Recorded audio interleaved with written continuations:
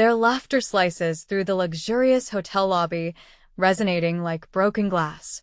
I'm frozen behind a marble column, my expensive handbag suddenly feeling leaden. My husband's voice rises above the others, laced with conspiratorial amusement. Mom's right, it's simpler this way. Brielle would just complicate things. I press my palm against the cool marble, steadying myself. My name is Brielle, and I've discovered that I'm not invited to my own family's vacation, the one I'm financing. My Louis Vuitton suitcase languishes in the car, filled with carefully selected outfits and thoughtful presents for everyone, including my nephew Nate's favorite comic books. What a fool I've been. She's always trying so hard, Lindsay. My sister-in-law adds. It's exhausting to see her attempt to fit in. My mother-in-law, Marilyn, retorts swiftly and sharply. Well, new money always shows. Although I must say, my husband for 3 years stands somewhat apart, hands in his pockets. He doesn't defend me, he never does. Did you tell her you had a work emergency? Marilyn asks. Yeah, Ryan says, scratching the back of his neck, his tell when he's lying. She bought it and said she'd wire the funds for the rooms today. My fingers instinctively move towards my phone to open the banking app. But then I pause. The realization hits me hard. I've been doing this for years, supporting them, bankrolling their lifestyle, desperately trying to buy my place in a family that sees me as nothing more than an ATM with an awkward personality. Excuse me, madam. A hotel staff member approaches. Can I assist you with anything? I straighten up, forcing a smile. Yes, actually, I need to speak with your manager about some reservation changes. The staff member nods, gesturing towards the front desk. As I walk past my husband and his family, none of them notice me. They are too engrossed in planning their opulent week on my money. At the desk, I meet the manager's gaze. The Carter party reservation. I need to make some adjustments. Of course, Mrs. Carter. What can I do for you? I'd like to upgrade my reservation to the presidential suite, I say, pausing to let the weight of my next statement linger. And I need to immediately cancel the other rooms. The manager's fingers hover above the keyboard. All 5 rooms. Yes, and please ensure my name is flagged as the only authorized payment source for any charges to those rooms. As I finalize the changes, I hear Marilyn's voice rise in indignation at the other end of the lobby, apparently informed by the front desk. I don't turn around. Will you be checking in now, Mrs. Carter? I shake my head, holding the new key card. No, I'll return this evening. But first, I have shopping to do. My voice sounds foreign to my own ears, calmer than I feel, with an edge I've never recognized before. Leaving the hotel, I hear Ryan calling my name. I don't stop. The summer air hits my face, and for the first time in years, I feel like I can breathe. My phone buzzes incessantly in my bag. Ryan, Marilyn, Lindsay, all demanding explanations. I slide into my car, finally checking one message. It's from Nate. Aunt Belle, where are you? I missed you. A text from Lindsay arrives. How dare you embarrass us like this after all we've done for you? All they've done for me? My laugh is hollow. Last month, I paid Nate's entire private school tuition. Last week, I covered Marilyn's emergency roof repair. Yesterday, I bought Lindsay's husband a new golf set because she said he was depressed. And Ryan? I take a long sip of whiskey. Ryan hasn't held a job for longer than 6 months since we married. He claims he's finding himself. Meanwhile, I run my company, manage their lives. But at least it could buy acceptance. Oliver's expression darkens. And you stayed. I thought. I press my palms against my eyes. I thought if I tried hard enough, gave enough, they'd eventually see me, truly see me. God, I'm such an idiot. You're not an idiot, Oliver asserts. You're someone who lost your parents too early and wanted a family. They're the ones who took advantage of that. A new message pings from Nate's phone, but it's clearly typed by Lindsay. Nate's crying because of you. Hope you're happy. Something inside me snaps. I rise, pacing the porch. 3 years of bending over backward, smiling through their snide comments, watching Ryan choose them over me. Every single time. And for what? To be their dirty little secret, their personal ATM. So, what are you going to do about it? I stop pacing, my mind suddenly clear. First, I'm calling my lawyer, then my accountant. A car pulls into Oliver's driveway. It's Ryan's BMW, the one I gifted him for his birthday. How did he find me? Probably tracked your phone, Oliver remarks, standing up. Want me to tell him to leave? I watch Ryan exit the car, his hand nervously running through his hair the way it always does. For a moment, I'm reminded of the man I once loved. Squeezing his hand. But let me handle this. Ryan approaches, his face a mask of feigned concern. Brie, baby, you're not thinking straight. I interrupt him. Actually, Ryan. His face loses its color. Checkmate. The numbers on my laptop blur together as I scroll through bank statements from the past years. Each transaction tells a tale, not of family ties, but of strategic exploitation. My accountant's email is open in another tab, its content twisting my stomach. Did you know? I ask Ryan, who sits in my home office, head in hands, about your mother's gambling? Silence fills the space like a canyon. $40,000, Ryan. That's how much she's lost at Riverbend Casino using the credit card I gave her for emergencies. She said it was for medical bills, he mumbles. I laugh, sharp enough to make him flinch. And the $20,000 she sent to Lindsay last month, was that for medical bills, too? Lindsay's marriage is crumbling because her husband lost their savings on bad investments. I know because she told me. But she didn't tell me she's been diverting my money into his schemes. Did you know she told her friends she bought me my company as a wedding gift? That she's my silent partner? Ryan's head snaps up in disbelief. She wouldn't. Check your phone, I insist. When do you plan to stand up to her, Ryan? A knock interrupts. Through the glass, I see Lindsay, mascara streaked with tears. Perfect timing. Don't, Ryan warns as I move to the door. But I open it anyway. Lindsay bursts in, waving her phone. The bank froze our accounts. How could you? I froze the accounts I was funding. I clarify. Your accounts are your business. Did you know your mother has been redirecting Nate's tuition to her account? The school hasn't received payments in months. Silence fills the room, deafening.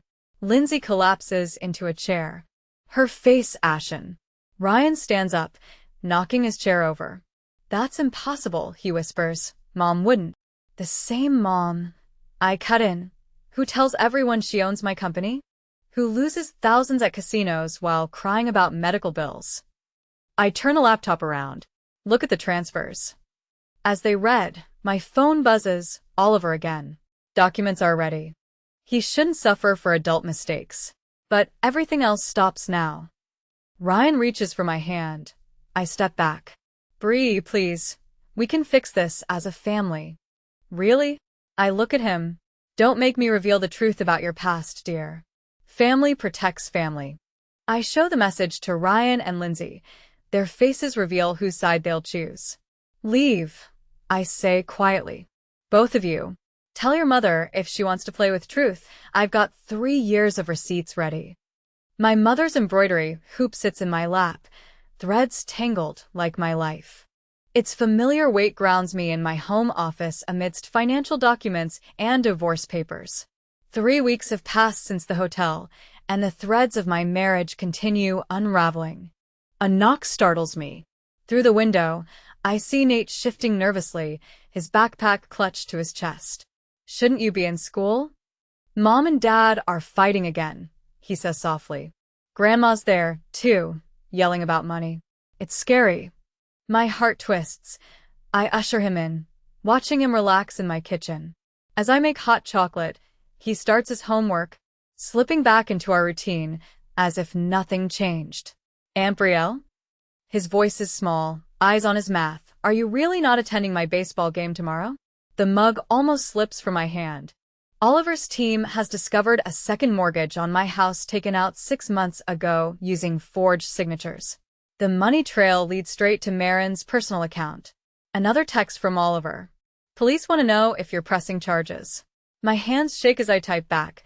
Give me an hour. When I return to the kitchen, Nate is studying my mother's embroidery hoop. This is pretty. Can you teach me? Of course. I sit next to him, grateful for the distraction. My mom taught me when I was your age. She said it helped her think clearly when life got messy. Like now? Yeah, like now. I heard her telling Mom that if you approached the police, she'd tell everyone about the orphanage, and it would ruin your business. The doorbell rings before I can process this. Through the window, I spot Lindsay's car in my driveway. Nate, she calls out, get out here right now. He clutches the embroidery hoop. Please don't make me go. Nathan Carter, Lindsay pounds on the door. Mom's worried sick. How dare you run away like this? I open the door, but block the entrance. He didn't run away. He came to the one place he feels safe. Safe. Lindsay's laugh is hollow. You destroyed our family, and you dare talk about safety.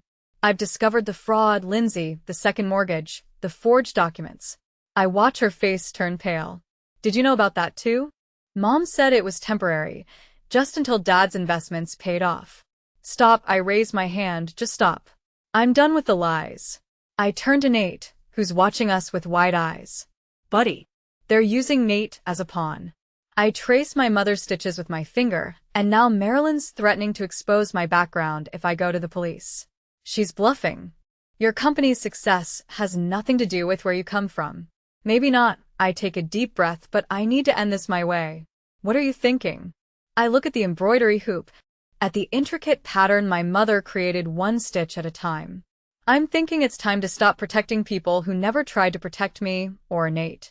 I'll shield him by showing him that actions have consequences, even family members. I pause. Send the evidence to the police. All of it. You sure? Yes, I pick up my needle. It's time to finish this pattern.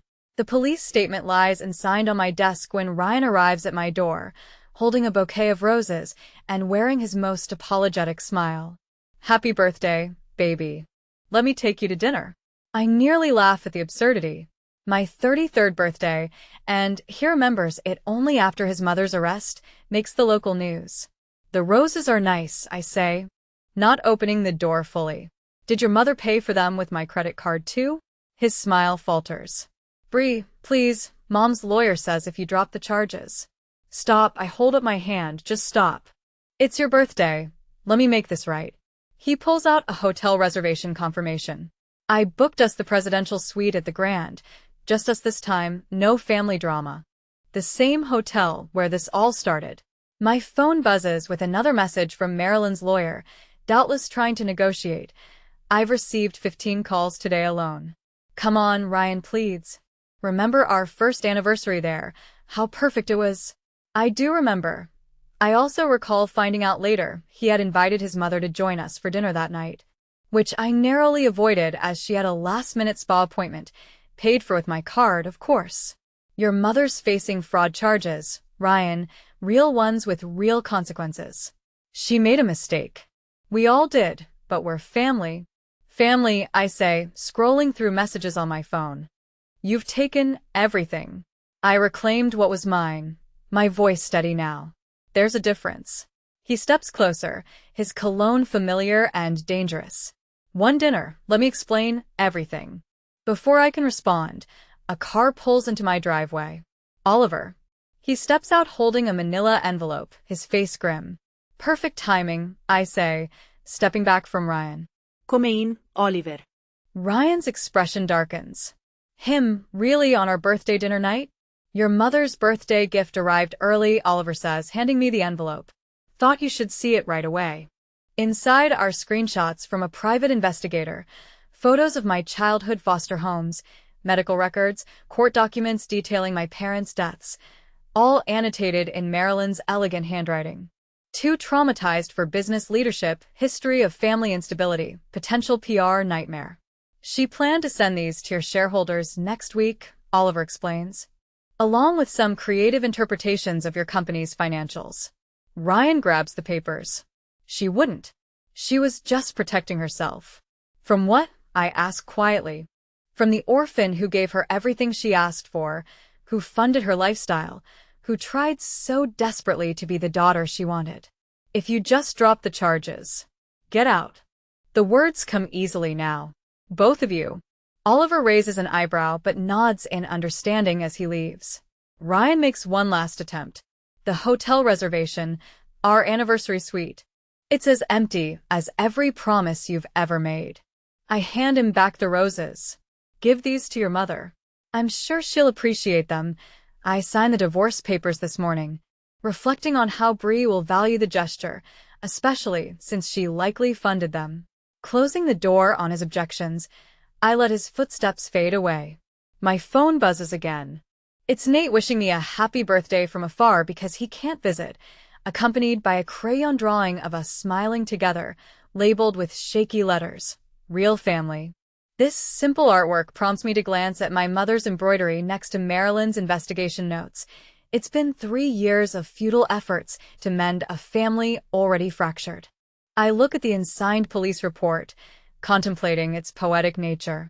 Marilyn's attempt to leverage my past against me unintentionally empowered me to finally take this step. With steady hands, I sign my name. Some designs truly aren't worth finishing. I block her, but not before seeing the image of Marilyn, diminished and in handcuffs. Nothing like the domineering figure who once declared I'd never fit in their world. This champagne feels like ash in my mouth as my fractured reflection stares back through the mirror, a lonely Brielle on her birthday. The victory feels hollow. Then Oliver arrives, gravely stating, "You shouldn't be alone tonight." I'm fine, I assure, though the hotel staff say I've booked a suite for a week, hiding out. Before I can respond, an unknown call lights up my phone. Oliver answers, placing it on speaker. Nate's voice fills the room. "Aunt Bree, please tell me it's not true." "Hi, buddy," I reply, my throat tightening. "Dad says you're trying to hurt us." In the background, Ryan insists, "That's enough." The call ends, and as I slump onto the sofa, I whisper, "They're using him against me. They're desperate."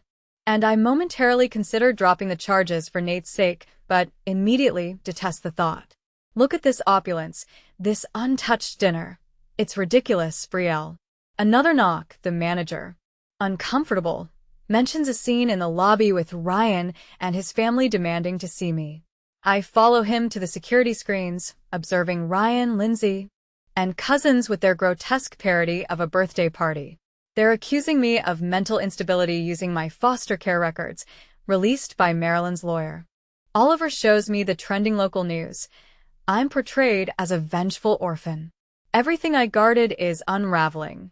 The manager wonders if police should be called, but I take a deep breath and decisively say, no.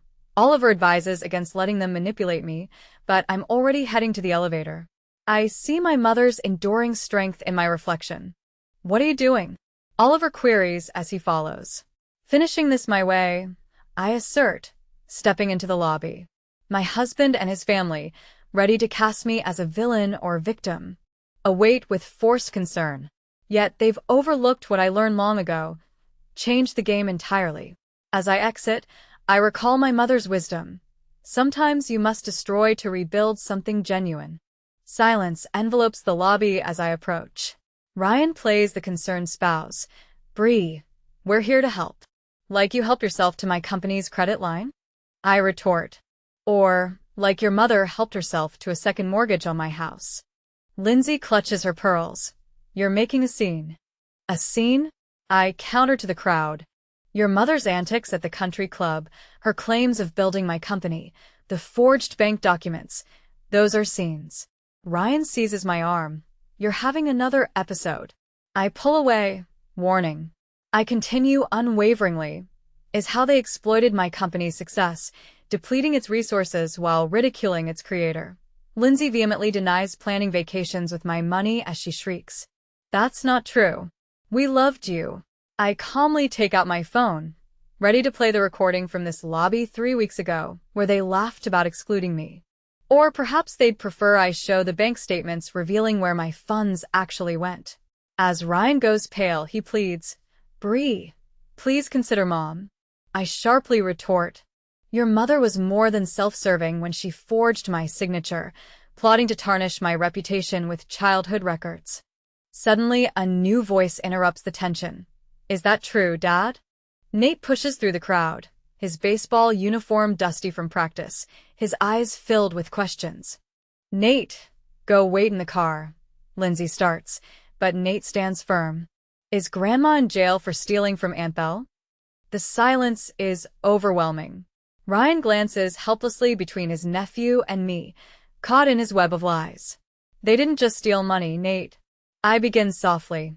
"They stole trust. They took family." Ryan erupts. "We are your family.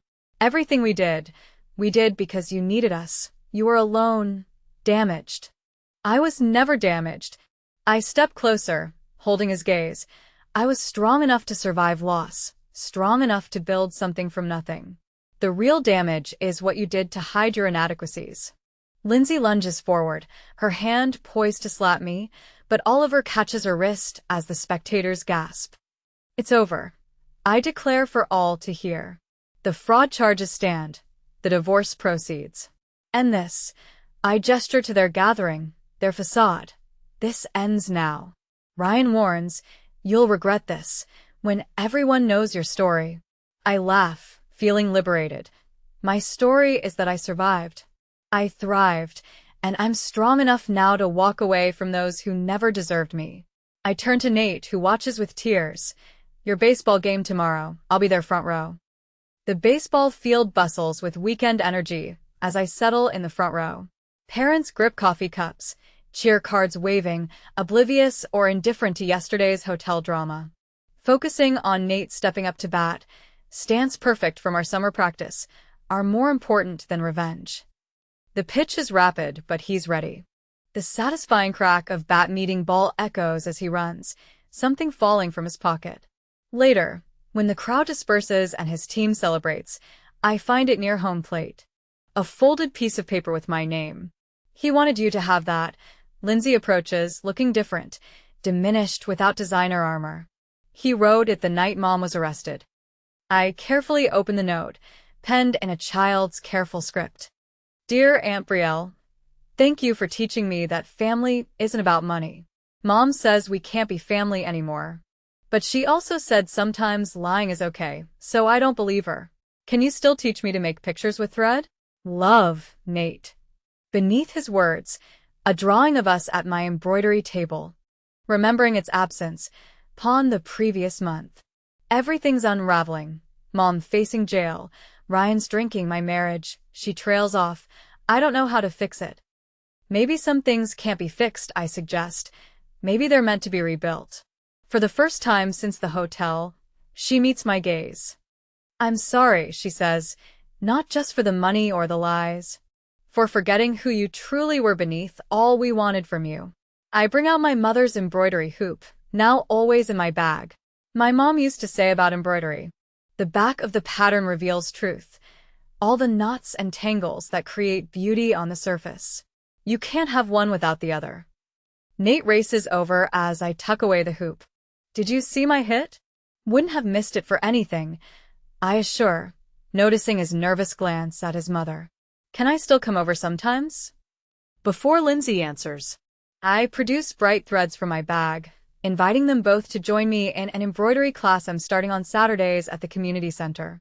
His face brightens. "Mom, please?" Lindsay considers. Something shifting in her expression. "Maybe," she agrees finally. "Maybe we both could come, if that's all right." I hand her the hoop, watching her fingers trace the unfinished pattern my mother left. Some patterns are worth starting afresh. While driving home, Oliver questions, "Was that revenge or forgiveness back there?" I ponder Nate's letter, Lindsay's sincere humility, and how chaos can form patterns, one stitch at a time. Neither, I conclude, both. Perhaps just threads in the same design. At home, I find a package containing my old foster care files, returned by Marilyn's lawyer with a note. She wants you to know she's sorry. I leave them unopened, instead starting a new pattern on my mother's hoop. Something original, welcoming imperfections, and room for new threads. The phone rings, my company's board likely seeking statements about recent events. It can wait. Right now, I have a pattern to create, every thread chosen by me. As dusk paints the horizon, my embroidery needles catch the light, casting possibilities onto my walls.